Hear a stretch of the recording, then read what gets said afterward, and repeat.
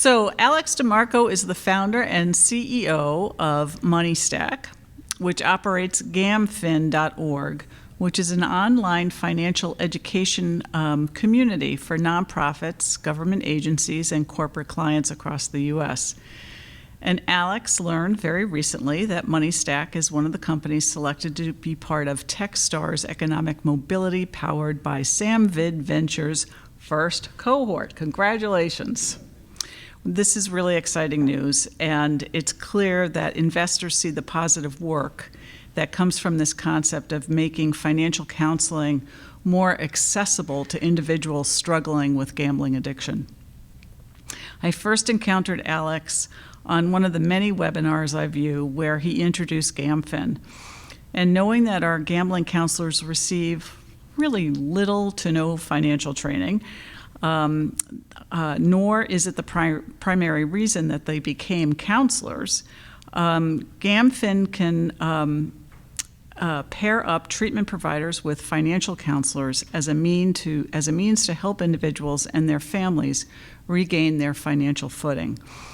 M&APG teamed up with Alex to provide a certain number of hours for Minnesota counselors, and I know we have a few fans in the room that have already tapped into those services. And with another brilliant stroke, Alex has teamed up with Cara, Macksoud, the CEO of Money Habitudes. I've enjoyed getting to know Cara. We are kindred spirits, Brooklynites, and we each worked on Wall Street for a little time, though Cara was much more of a trailblazer than I, as a woman serving on the trading floor, which is pretty awesome. And that is a pure adrenaline rush. So Cara has a prestigious academic business background, as well as being a certified financial behavior specialist, which is a perfect fit to aid in helping gamblers in their recovery. We'll dive into the Money Habitudes tool, but I think it can be a very helpful tool to open conversations amongst anyone about their relationship to money. Americans tend to be too prudish when it comes to talking about money and what part it plays in our lives. And so I would like to kind of crack that open with this session so that we can start to engage in better conversations about how we relate to money and how we use it in our lives. So please join me in welcoming Alex and Cara. Thanks.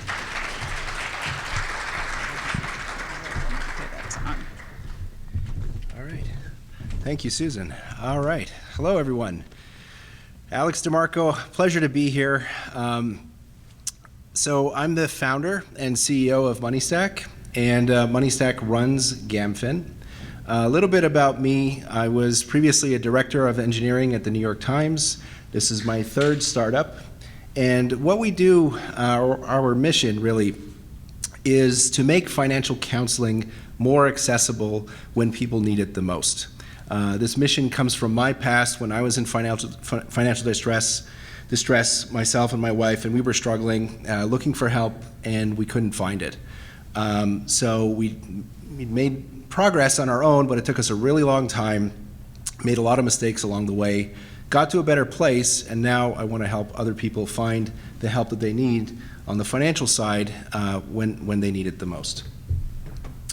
All right, so my background in tech, you would think like, how did I come into this field? Well, I've been passionate about financial education and connecting people to the experts that they need. So that's what we're doing with GamFin. We're creating an environment, a community platform, where problem gambling treatment professionals can connect with financial counselors and financial educators who can support them on topics at the intersection of gambling and finances. So it's free to join, it's free to become a member. You can go to this site and request access. And the origin story goes back to North Carolina about 18 months ago. We started building the community there for treatment providers in North Carolina. Things went really, really well in the first few months, and we've since expanded. So we have members across 15 states now, and we're growing. We have contracts with 9 state governments or councils who pay for the financial counseling and other services that we provide to treatment providers and their clients in that state. All right, so I'm going to talk about GamFin, give you a little bit more detail about what it is and how to use it as a resource in the work that you do. I'll talk through a demo, show you a few screenshots, and I'll take any questions at the end. And then I'll hand off to Cara, and Cara will talk to you a lot more about money habitudes and as an assessment tool and a resource that you can use. And I think many of you have completed the assessment yourselves, so you have some idea of what money habitudes looks like. All right, so we hear this from our state partners, councils all the time. The top two reasons why people call the Gambler Helpline are related issues related to family and finances, and often they're very closely associated with each other.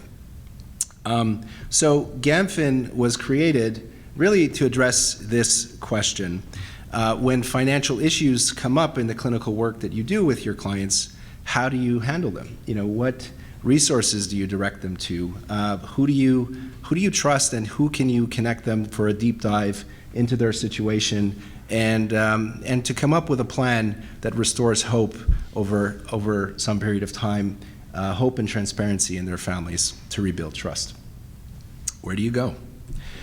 So our approach to solving this was basically, we don't have all the answers, but if we harness the power of a community, bring people together, we can work together in an open, community-based format to find answers and find those resources and share them across the country, across providers everywhere in the United States. So it's an online community-based approach. The sort of nuts and bolts of it, we provide financial counseling, financial training, and financial tools for treatment providers and your clients. The goal here is that we're empowering you with tools and resources that will allow you to create customized financial solutions that you can integrate into your treatment and recovery programs in a very personalized way for your client, stuff that's them and what's going to work for them, to ultimately deliver better outcomes at the end of the day. So diving a little deeper, financial counseling, a couple of different modes of engagement. So you can book a meeting one-on-one with one of our financial counselors. We have a booking tool, which I'll show you in a second. Select a time slot that works for you. Potentially invite your client into that meeting as well, so you can work as a team around a financial topic. You can also invite our financial counselors in to speak to a group or work with your group, sort of in an Ask Me Anything kind of format to talk about financial issues that people may be experiencing. Now, on the community platform, we have a Q&A channel, Ask the Community it's called, and I'll show you this in a second, where you can post questions that may not necessarily be specific to one particular client, but you may have heard, heard an issue come up, and you want to sort of poll the community to see what others are thinking about that particular topic. And I'll show you what that looks like in a second. We also offer online courses, self-paced online courses that you can access, and live webinars, often which are free. Topics that we cover range from budgets and spending plans, debt management, to your relationship with money and your emotions and biases. And Cara is going to talk a lot more about this as we move along. Our training. Much of the training that we offer qualifies for CEUs with IGCCB. Our financial counseling, what sets us apart from other organizations that may provide financial counseling, is we do financial counseling as our core business. We're not doing it for free so we can upsell something else, a financial product or debt refinancing solution. We're paid for the financial counseling that we offer. We have a fiduciary duty to act in the best interest of the client, and we work as partners with treatment professionals to support the client through their treatment and recovery. This is the best part. So in Minnesota, we've been working with Susan for a while now, paying for the financial counseling. And if you're interested, if you're not already working with us, please email Susan for pre-approval, and we can get you into the system so that the financial counseling that we provide will be available at no cost to you and your clients. Oh yeah, and to book a meeting, it's pretty simple. It's like any calendar booking tool. You can go to the site, gamfin.org, meet, and book a time with one of our financial counselors that works for you and your clients. Oh, that was, okay, here we go. Okay, so it's not really a demo because we've been, we're not connected to the internet here, but I have some screenshots to explain how you can use our services at GamFin to address certain use cases that come up often. So let's say you have a general question about a financial topic. Well, you can go log into the community site and go to the Ask the Community section and post your question there for insights from the membership, members across the country. We're about, I think it's 260 members across the country right now. And we have financial counselors and educators that if they don't have the answer immediately top of mind, they'll go out and do the research and provide some answer to your question. So here's an example of that. Someone asking about credit counseling agencies, someone else about the impact of gambling wins for those on a fixed income, housing benefits, and so on. So it's a little hard to see, but there's 2 comments there, and if you kind of expand this when you're on the site, you'll see feedback from members of the community. And the benefit and one of the powerful things about this community platform is that everybody wins, like by sort of crowdsourcing answers to these questions. It's different from a newsletter, different from one-way communication. We're bringing everybody's ideas and everybody's thoughts onto this platform so that everybody can win and make this better overall for everyone by contributing. So let's say you have a specific question related to your client's specific financial situation and you want to talk to somebody. Well, you can request a meeting with a financial counselor for yourself, present the case to the financial counselor and explore different options that may be available, and then figure out, okay, what would actually work for this client, and then present them back to the client. Now, let's say the client wants help directly and wants to talk with the financial counselor. That's also available. Often what we see is there's an initial meeting where the client, the mental health professional or gambling counselor and our financial counselor kind of get together in a Zoom call, get to know each other, you start to build some rapport, maybe talk about a few issues that are top of mind, and then there might be follow-up sessions following that where the client meets directly with the financial counselor on Zoom. And what's interesting here is that we're going to work as your partner. We're going to provide feedback on how things went, the action items, what things might be interesting to talk about in ongoing or future sessions with the client. So here's our booking tool. We have 4 counselors in our network now, and we're hiring for more counselors. And I don't have all the screens, but if you click that select button, you'll be able to see their calendar and book time with them. All right, here we go. Let's say you need a budget or a worksheet of some sort. You can either go to our worksheets section and download one of our worksheets, or put a request out there for a specific worksheet in the Ask the Community session or in that forum, and we'll build it for you.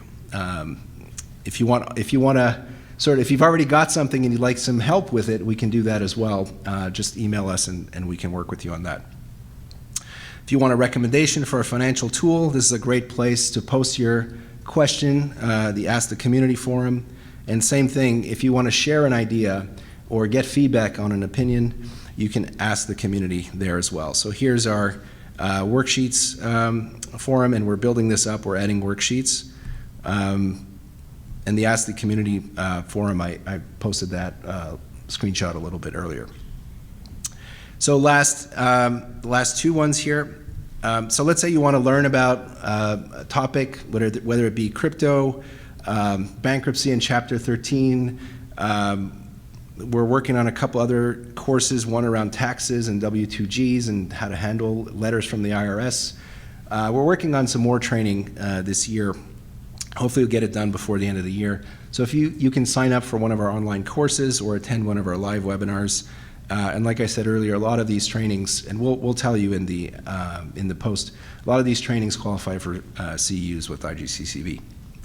And finally, last one here. So we have a news feed. We try to gather interesting news, things that are going on in the industry, and make these, post these so that everyone is aware in our news feed. So this is what one of our courses look like. If you scroll down on this page, learn.gamfin.org, you'll see a lot more detail about the course. This is our news roundup. We try to do this on a regular basis. And GamFin, if you'd like to become a member, it's free. By becoming a member, this is where you can access all the resources I've been describing. gamfin.org/join. You need to request access because, like I said, this is for treatment providers, not clients, not individuals. So we want to just make sure that you are treatment providers, and then we'll grant you access to join. All right, so before I move on to Money Habitudes, are there any questions about GamFin or anything that you'd like to know more? Yes, go ahead. Go ahead. Okay. Is this available outside of gambling addiction? Not yet. We're focused on gambling addiction right now, and we're thinking about how we can offer this in other areas of mental health treatment. One of the tricky issues is identifying the right payers for the services that we offer, so I'd love to explore that with you if you have some ideas.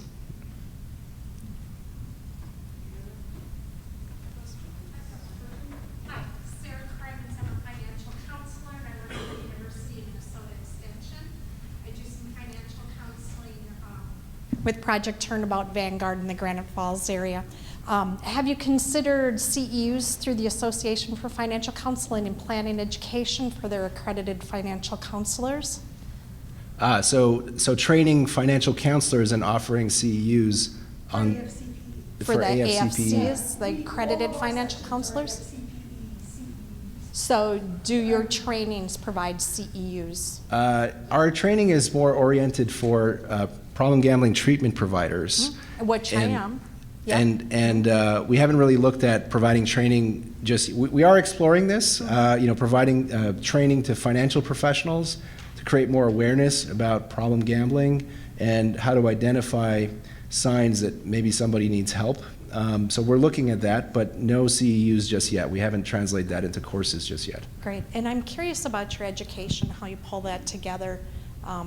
Is it research-based, evidence-based? We heard a lot about that earlier today. Can you go into that more? Sure, yeah. I mean, we partner with experts in the field to deliver our training. So for example, like one of the courses we have is we've developed it in partnership with Jody Bechtold.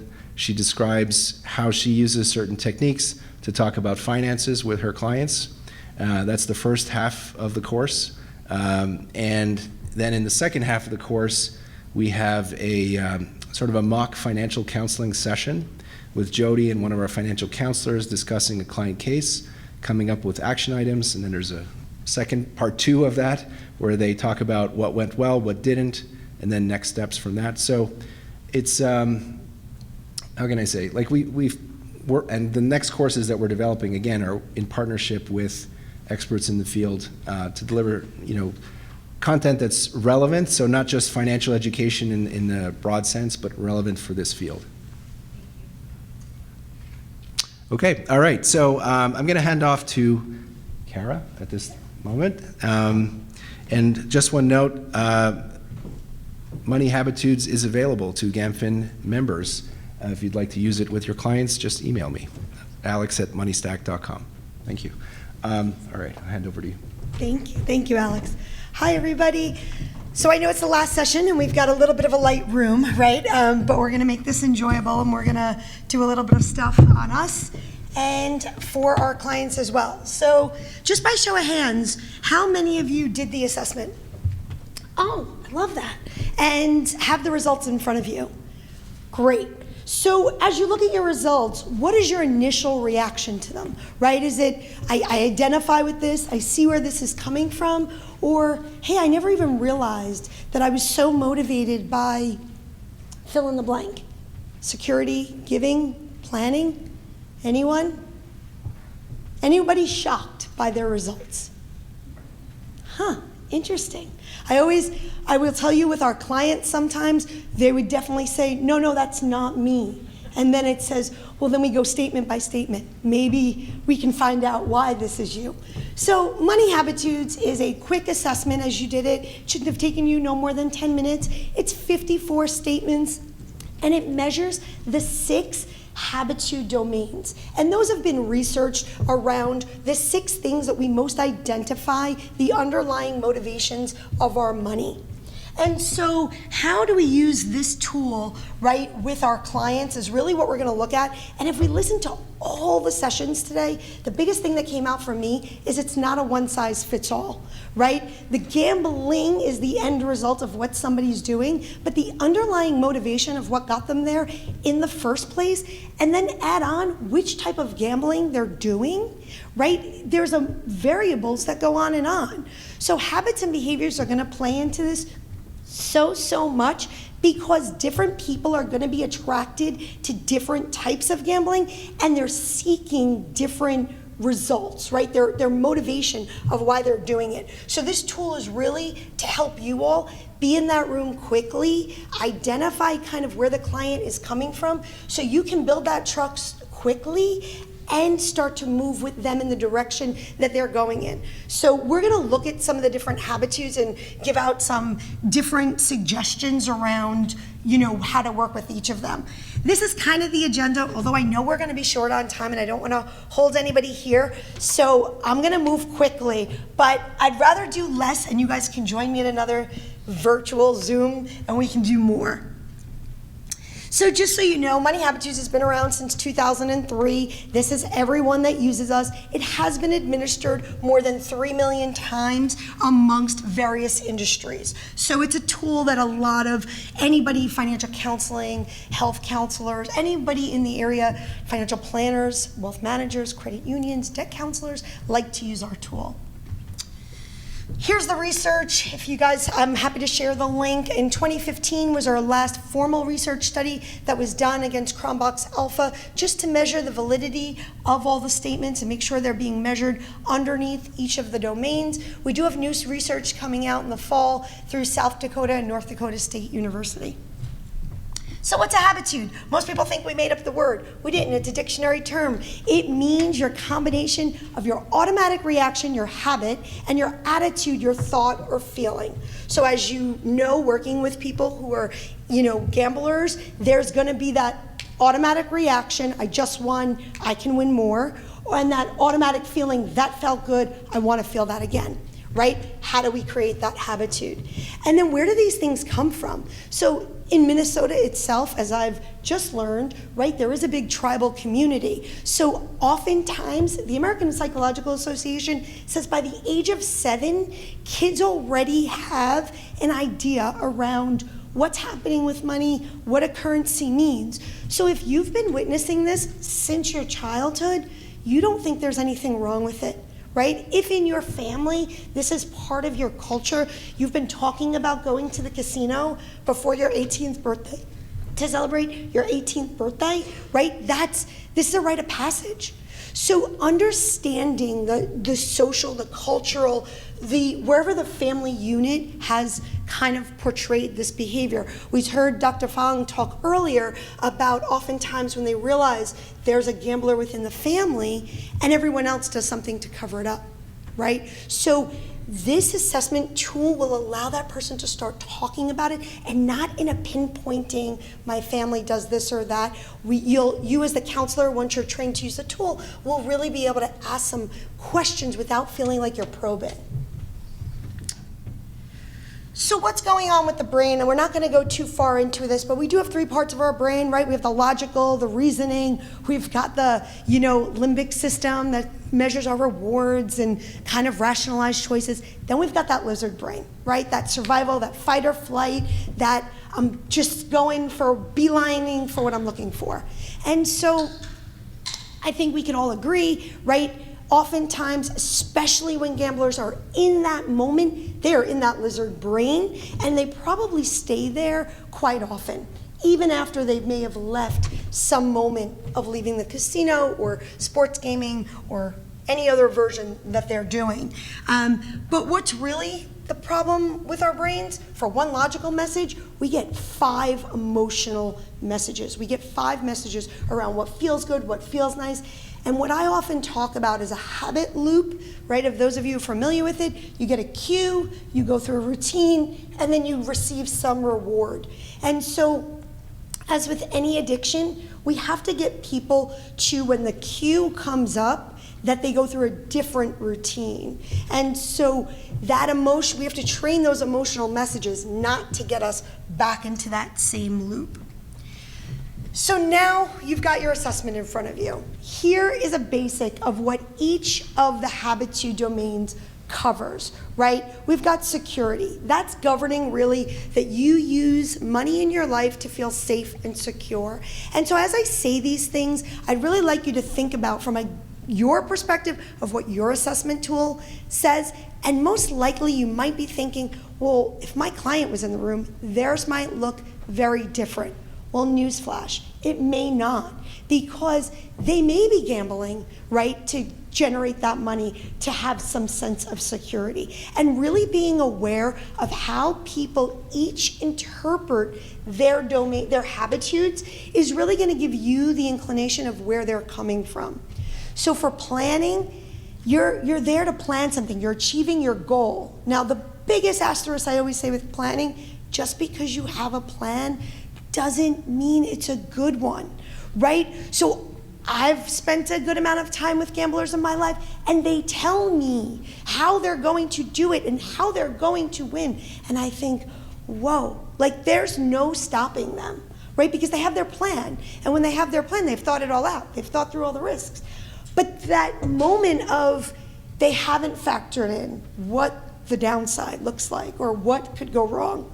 So if they have a dominance in planning, that's going to be somebody who's very hard to help them pivot. Spontaneous is you enjoy the moment, right? You're using your money to enjoy your moment. You may even tap into your credit or loan money from someone.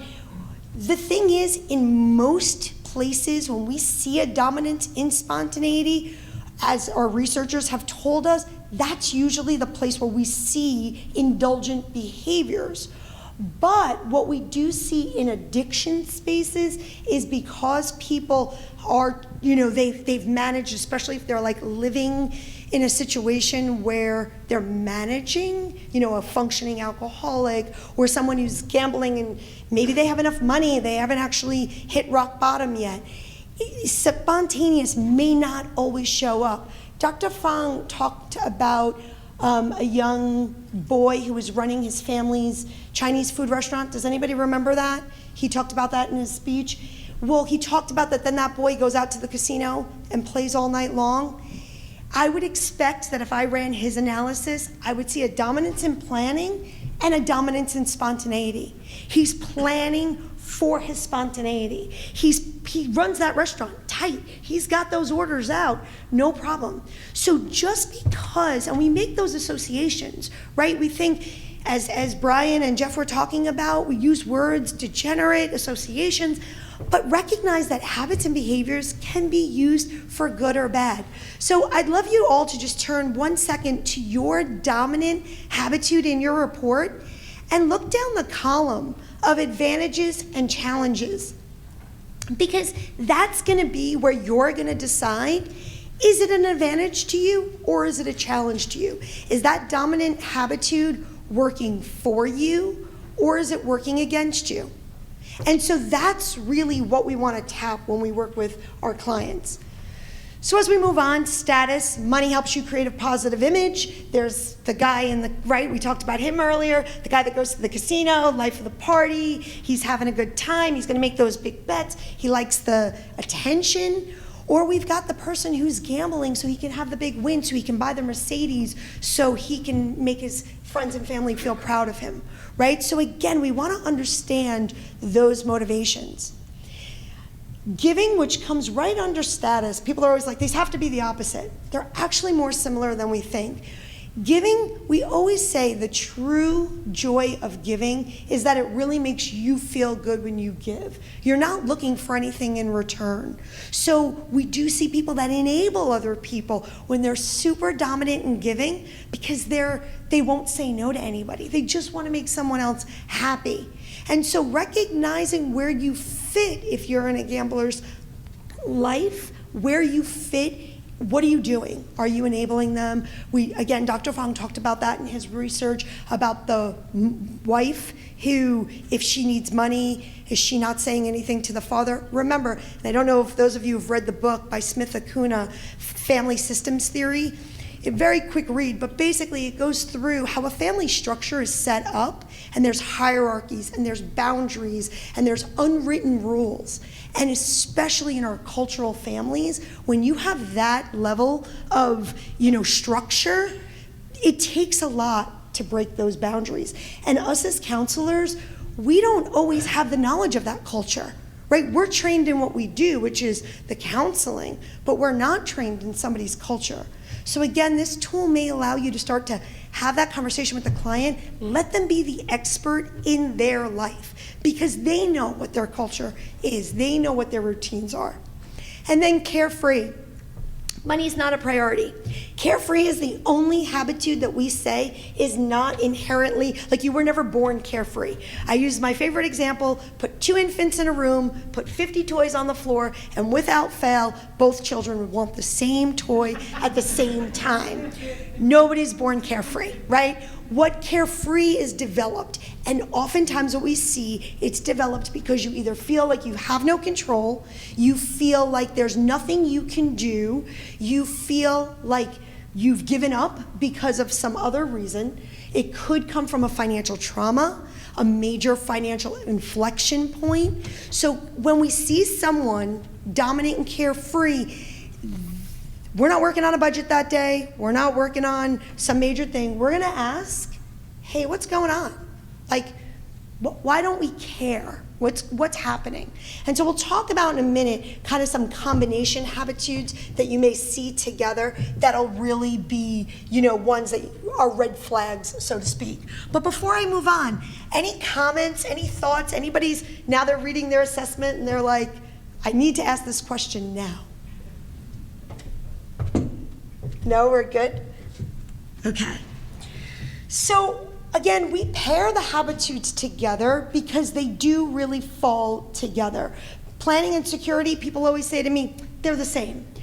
On the surface, they do look the same. Planning and security, it's somebody who might look like they've researched something or they look like they have their plan in order, but the underbelly of what's happening is really, around the motivation behind either one of them. So if they're a planner, they're sticking to the plan, they've got the steps in order, their tunnel vision, right? And I'm talking about at the dominant level, right? Where there's 9 cards in each statement. So we look at around the 4 or over cards where we start to see dominance in each habitude. And just so you are aware, and people love to ask me this, do anybody's habitudes completely change? They don't. You never go from 0 to 9 or 9 to 0. You may go from 0 to 2. You may go from 9 down to 7. You may go from 4 to 6. You don't need a major change in your habitudes to make a major shift in your life. At that point, it is more correlated to the individual statements that you're putting in each of the piles. So again, back to these 2. So again, planning is really that we're looking to achieve those goals. again, we buy into our own plan. So we have endowment bias, right? Where it's ours, we own that plan. And security is you're gonna hold on to something, whether it's serving you or not. You may stay in a job, you may stay in a marriage, you may stay in a situation. And so oftentimes when people need help and in recovery, like you heard Brian and Jeff say, right, with the sports betting, I have to give up sports betting. Does that mean I have to give up my friends too? That security of that friend group could feel like such the weight that it's worth living in the situation that they're in, because the thought of having no friends or in a tribal community where the family does this together and that security is really what's valuable to that family member, going against that could feel terrible. So again, when you look at those dominances, if you're working with a client, recognizing which of these two ranks higher, even if it's not a dominant, is going to give you a little bit of an inclination of who you're working with and which way they side on. Spontaneous and carefree. As I said before, spontaneous, you're taking advantage of the moment, you're really enjoying it. You may engage in some risky behavior, but you're usually aware of the consequences. You might not care about them, but you're aware of them. Whereas carefree, you're more going with the flow. Somebody's offering you to go somewhere, you're like, sure, great, I'll go. But you're not thinking about consequences, but they show up the same, because in both situations, you see someone going along with something. And carefree is an interesting one, because if you get a gambler who's coming for help and carefree shows up, oftentimes they may not even be addicted to the gambling. They're addicted to the ritual or whoever they're hanging out with, or whoever might be, let's say it's a spouse, right, who goes to the casino and they're desperate to spend some time with them, right? So there might be a bit of giving and a bit of carefree there because they're just giving in. So really understanding kind of who you're working with. The big thing, if you use our tool, that I just want to make everyone aware of, with spontaneous and carefree, if you see a dominance in both of these at the same time, meaning you see 4, 5, 6 cards and over, but in both habitudes, that is where we see a cry for mental health. We've had enough research done, enough facilitators use our tool that we've heard all of the stories. That's where you want to say to the client, tell me about yesterday. What did you do yesterday, right? Because if they're revealing this to you, and almost indirectly, and you as the counselor who they have come to see doesn't recognize and doesn't ask that, and you move on to, we're gonna put you in a debt consolidation program, or we're gonna work through this, that could feel like it was on deaf ears. And again, you wanna make that connection, because that's what makes the client come back, right? Making that bond, creating that trust. And so just asking them about their day yesterday is usually the best thing you can do when you see a dominance in both of these together. Giving and status. Again, these two people are always shocked that they are together, but they are. And I always go with, think about the person that takes you to dinner and they pay for the whole table and you know they can't afford the bill. And everybody's like, oh, they're just so nice. And you're like, but like I have anxiety for them, right? Because you know they can't afford it. That's usually more driven by status than it is by giving. Because in that sense, that person wants everybody to think they're doing well, or they're doing good, or I got everybody, right? So, but again, giving, the joy of giving, you really genuinely want to give. We see this a lot with parents who are overindulging kids. Status, right? You're motivated by the impression that you make on others, right? You really want to fit in or stand out amongst a group.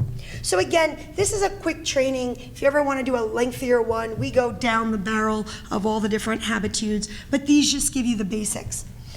I didn't bring a card deck version to not trigger anyone, but our assessment tool, which you all did online, we also have a card deck version, so it's easier for me to show that in a PowerPoint slide.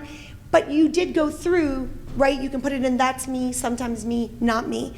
We don't have time to do the whole training, but each of those piles tells you a story, right? Each of those piles is going to tell you not just who the person is, but the sometimes pile oftentimes is going to tell you who are they with, where are they, where are the triggers, right? Because again, back to the kid who was running his parents' Chinese restaurant or Asian restaurant, The sometimes pile is where I think some of his habitudes would have shown up, because he would have said, well, when I'm at work, I do this. But when I'm in the casino or wherever he was going to gamble, I do this. And that's the root of what we want to get to, because if we're really going to offer someone help and support, we can pay off the debts. We can get them consolidation. But if we don't get to the underbelly of what's really, what the void in their life that they're trying to fill, they're not going to get better. Right? And everybody doesn't need the same road to recovery. Everybody's road is going to look a little bit different because everybody's motivations are different. So understanding kind of each of those piles and each of the statements that are put in those piles is going to be super helpful as you work with the client. So I always say, and I have a slide to show you all, which I find pretty fascinating, before we help our clients, we should know who we are. Because just like I've heard a few times, we make our own associations. We have our own versions of words, right? People were putting them in when Jay was speaking around different associations we make. So we really want to be aware of who we are. So as we work with others, we don't go with the shoulders up or the crossed eye. Because whether we realize it or not, we don't say things, but our micro expressions, our nonverbal message, the client picks up on that. And so we really want to be aware of what we're giving off. This is my assessment as a finance person, right? I'm a little rigid. I'm not in denial about who I am. And often people will say, well, you have zero fun. I'm like, no, I have 5 kids. I had a lot of fun. And if we had more time, we would do the exercise of the positive and negative of the associations we make, but just for the sake of time. So I just wanted to show you all this, because with our tool, we can look at the data. And so I ran a group for financial professionals a couple of weeks ago, actually at the AFCPE group, around financial bias training for financial professionals and what we look like. And there was about 80 of us in the room, I think it was 82 of us, and this is what the group looked like. We were strong, dominant, and planning, right? And that is not shocking. I look at hundreds of assessments every day, and we all look the same. But what I found interesting was this is you all. And you guys are a much more even bell curve. And why is that so fascinating to me? Because what that shows me, and to Alex, what he's building, is you aren't financial professionals. You are social workers, counselors, helping people, but the root of their issue is directly correlated to finances. So how do we help you help your client, right? And so I found this really, really interesting to be able to show who's in the room. So the anatomy of a report, I like to just go into this for a second. You all have one in front of you, so I don't need to go too far. But just so you know, the report will walk you through the 3 basic pages in the beginning. It'll give you your that's me pile, and then it goes through each individual habitude. That last page where it says dominant habitude questions, if you have a missing habitude, meaning you have 0 in the that's me pile, it will give you a missing habitude question, right? Because everybody should have a little bit of something. Again, there's no right or wrong with money habitudes. It's about finding out where you are on the spectrum based on the lifestyle and the culture you live in. Are you maximizing your financial health, right? That's what we're trying to get to. So I just implore you to kind of look through the report and really be able to, again, even if you don't choose to use this tool with a client, if you identify certain things with clients, use the advantages, use the challenges, use the part that says how others may see you.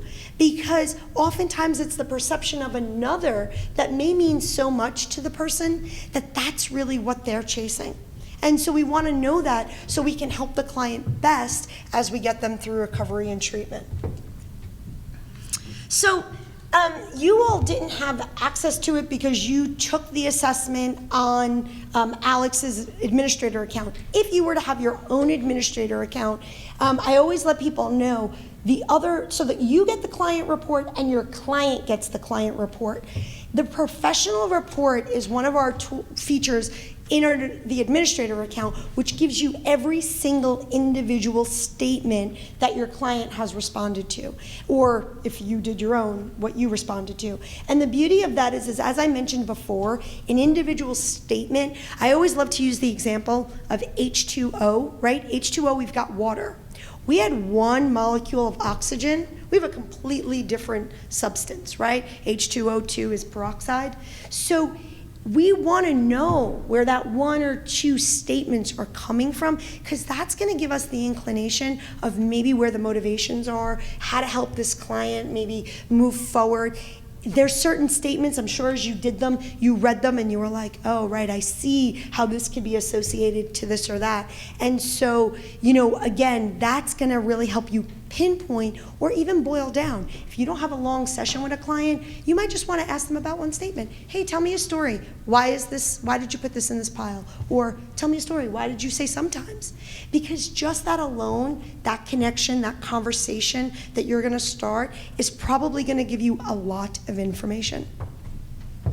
Any questions here before I go through? I know I don't have both reports in full, but you all have the client report in front of you. The professional report, again, is just the individual statements. So I would love us to take a second, and here's client A, and we're looking at them. Any thoughts? What do you think is going on here?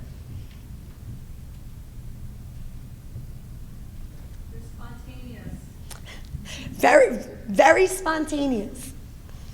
Do you have an opinion around maybe if they came into your office, what might you say to them?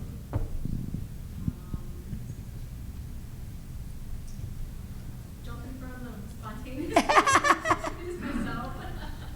That's how their day was. Anyone else? Impulsivity.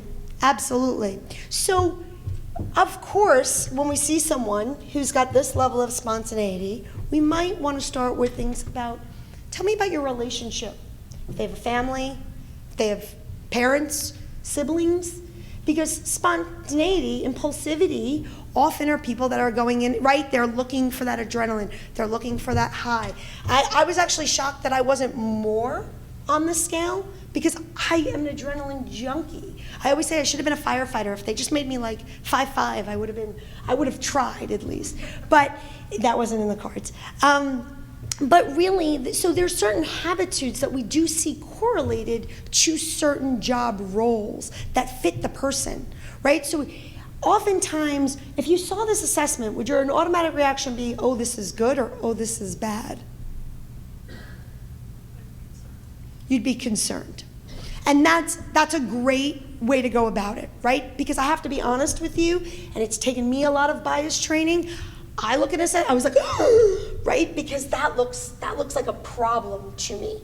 But it's not a problem if it's working for the person. I would go off on a whim to say, it's not working for them perfectly, although the next thing I'd want to know is what's in their sometimes pile? Right? Because there could be someone who does possess a lot of flexibility in their financial life, so they love spontaneity, but they're able to tap into those other habitudes when needed. So I wonder if the kid in Dr. Fung's, the kid who runs the restaurant, I loved that story. I think it resonated with me, with all my kids I grew up with in Brooklyn. They really, I wonder if this could be his assessment, right?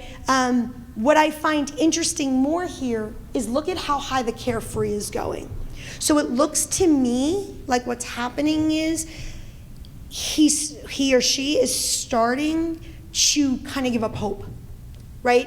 If there wasn't as many carefree cards, I might look at that spontaneity and say, hey, what are we doing? What's going on? How do we fill your time with things that seem enjoyable, but maybe aren't directly correlated to gambling? Can we get you into weightlifting, right? Something that's a challenge, something that feels that way. But when you see that carefree starting to climb up, we really want to look at that and say, how do we get that hopelessness? Because if they're hopeless, it's going to be really hard to get them through the recovery, right? We need them to have the motivation to get through the recovery. So, again, habitudes are not good or bad, right? We really are, people, again, and I've admitted it myself, I look at certain assessments and it makes I go, oh no, that's why I train counselors. I try not to see clients very often. I know I'm not a good poker face. And there's no combination that's right or wrong. Again, it's the same idea of knowing your blood level of sodium or cholesterol, or you know what you need to do best for your life, and then based on culture, based on religion, based on your family dynamic, it's about how does it fit in and how does it work for you. Overusing any habitude can lead to a challenge, as can underusing any habitude can lead to a challenge. And so we really want to look at what does it look like for that person. Look, for someone like myself who's so dominant in planning, having one carefree card, I fought tooth and nail for that card. And I really, for me to be able to relinquish that much control takes a lot from me, but I know it was healthy, right? It wasn't good for my relationships. It wasn't good for raising my kids. I really needed to step back for a second. So I think with your clients, as you work with them, really let's celebrate the things that are working for them. They're already in recovery. They're already coming to see you for a reason that probably feels guilty, not so great. Maybe the spouse has left, maybe the family who they've been borrowing money from. We don't know exactly. Maybe they've exposed that to you, but maybe you don't know. And so it can't all be bad, right? They had to have, some of these habitudes are good and are serving them, and they shouldn't lose them through recovery. They should lean on them. And so we really want to make sure we give them that empowerment to say, I have some good things about me and I've got this, right? That's really, what you want to be able to take away from the tool. So I'm going to open this up. I think we have a couple more minutes for any questions and any thoughts or any scenarios that we may want to run. I'm happy to go back over anything. I know we have actually a couple more. I think I missed my clock. I think we have a couple more. Yeah. I went super fast. Yes. Do you want to take this? Yeah, I'll take that. Okay. Turn the one up. Yeah. You had mentioned that the numbers don't really change a whole lot, but I'm just curious with clients, is there a best time to give this to them? I mean, after they have so long in recovery or new into it, or what do you think? So I will say that the best thing not to do is if they do come to you in crisis. That's probably not the moment we want to give it. Although I've had people say to me, it just calms the situation down because now we're not dealing with the numbers. It's just kind of stable. So I do leave that to you. I have had people say to me they run it and then they run it again. Again, because we're looking for that one shift, that one small part in the shift. I don't even know if rewriting it is necessary. It's more about keeping that report and continuously discussing it. Cara, your mic's not on. Oh, it's not? My loud Brooklyn voice. People do you need me to repeat all that? Okay. So, sorry, I'm so loud, I just hear myself. So, I think that, right, it's really, what our counselors love to do is usually between the second and the third session. And if you're working with a couple, like they happen to be coming together, we do not recommend you give them the tool where they're not going to see you right away. If you can have them come to your office, or if you can give it to them earlier in the day before they're going to see you on Zoom, that's our recommendation. And the reason is because you will get clients who start the finger pointing, like CCC, but we know opposites attract. And so what it actually becomes in a coupleship is it's a combination of both habitudes that make up a whole, right? And so you'll see carefree people wind up with the dominant planning person.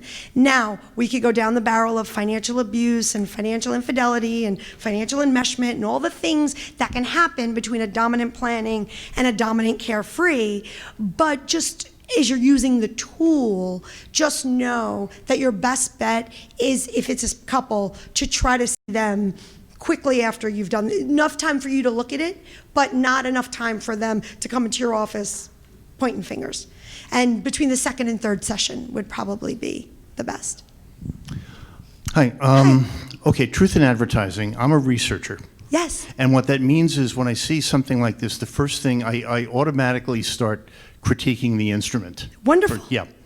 Thank God I love and what I felt, sorry? I love feedback. Okay, that's not where I'm going with this, though. But what I found myself doing with this is thinking, you know, my answers depend on the context. In other words, I would answer the questions very differently if I were contemplating the purchase of a car as opposed to a candy bar. Now, in this context, what that makes me wonder is what if you were to ask a gambler these same questions first in a general or maybe non-gambling context, and then ask the identical questions in a gambling context? Would the results be different, and would that be potentially something you could use? What's your first name? I'm sorry. What's your first name? Don. Don. So let me ask you this. Between the candy bar and the car buying, if you read the statement, would you have put it in the sometimes pile? Because if you played, you can only answer the question once. You've got one assessment, but you've just run two scenarios. So you're not, that's me or that's not me. It sounds like you're in the sometimes pile. Am I correct in saying Yeah, that? I mean, basically, I would be much more spontaneous with one than with the other. Right, but when you'd answer the statement, because the statement isn't telling you we're buying a candy bar or buying a car, would you put the statement in, where would you have put the statement that you're referring to? I need to give that a lot more thought. Okay, I really don't know. so let's, for argument's sake, if you have to give it thought, I would say, again, this is supposed to be a quick tool. It's not a tool used, we tell people when they go into it, don't give it a lot of thought. Just try to answer as quickly as possible. So I would assume most people would put that in the sometimes pile because they would play two scenarios in their head, one way, one the other way. And what I say to counselors is, our tool is not built to do everybody's job for them. It's there to support you, so then you can ask those questions. So if I was working with you, I may pull that statement out and say, hey, Don, why was this in the sometimes pile? And you would say to me, well, if I was buying a candy bar, I would do this. But if I bought a car, and then I would have associations around how you're managing different big decisions, you put in this side. Small decisions, you're putting in this side. So for that actually, again, our tool isn't built that we're gonna put you in a box and this is how we treat you, right? We're saying, we're giving a counselor a way to start to generate conversation so we can get you on the right path. Does that answer your question? Well, I mean, I'm still kind of intrigued by the idea of how someone's financial decision-making might changes once they envision themselves in, say, a casino environment. But you would think that in the casino environment, they're going to behave one way, but in real life, they may behave the other way. So would those cards wind up in the middle? Sometimes, because when we do our sometimes pile training, what we give you is a list of questions. I always use the Jimmy Buffett line: changes in attitude, changes in latitude, right? Like if I tell our counselors when cards are in the sometimes pile, the first question, who are you with? Second question, where are you? Third question, how are you feeling that day? Because there's a motivation of why it's in the sometimes pile, right? If you don't know whether it's you or not you, then there's usually a reason why you're saying, well, it's sometimes me. And then we want to find out why is that sometimes, because there's your trigger, right? If you're telling me, well, I sometimes do this, and I say, well, where are you? And you're like, well, I go to my brother's house, and he's got a game on. I open the phone up and I gamble. I'm like, okay, right? But you're like, if I'm sitting at home alone, right? You always hear the people with alcohol. I don't drink by myself at 2 o'clock in the afternoon, so I don't have a problem. But if I go have 10 drinks at the bar with the boys, that's fine, right? So I would think if you're going out every night, even if it's at a bar, there may be a problem there. Just because you didn't put that association of 2 o'clock in the afternoon alone in the house, but the person may answer that question, well, I don't drink alone, so it's not me. But then another question we may ask them may put them in a place where, you're able to ask them, well, who are you with? And then they're telling you, right? So that's how we tell people to read the tool, but the tool's not going to give you the exact, prescription for this is exactly what the client has got going on. I hope that answers your question. Any other questions? Well, we hope you all enjoyed using the tool, and we hope you discovered something about yourselves. And if you choose to use it with your clients, as Alex said, he does a lot of training. We also, on our Money Habitudes platform, we host a lot of events, so we're happy for you to come and learn about all the different financial investments and interdependences and all things financial counseling related. So, Thank you, Cara. Thank you.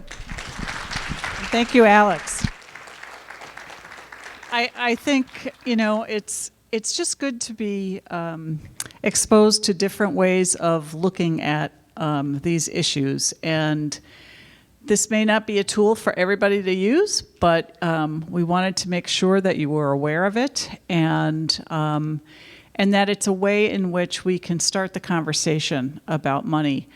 And Cara didn't mention, but this tool you use with younger people. Yes. And a teen version and a young adult version. And, we do so little around financial literacy in this country. And I think this is a good way to, help families talk about what your relationship is with money, whether it's because of a gambling problem or not. So thank you. Really appreciate it. Well, we have reached the end of the day. So thank you to all of you for sticking it out. And I, for one, am very pleased with the way the day went. And I hope you feel that way too. If you didn't use the QR code and, completed our evaluations, you will get something in email. And we would really appreciate getting your feedback. So again, thank you for coming. And just to let you know, our website, mnapg.org, is a wonderful resource. Please use it. It's there for you. We have lots of things for you. So thank you.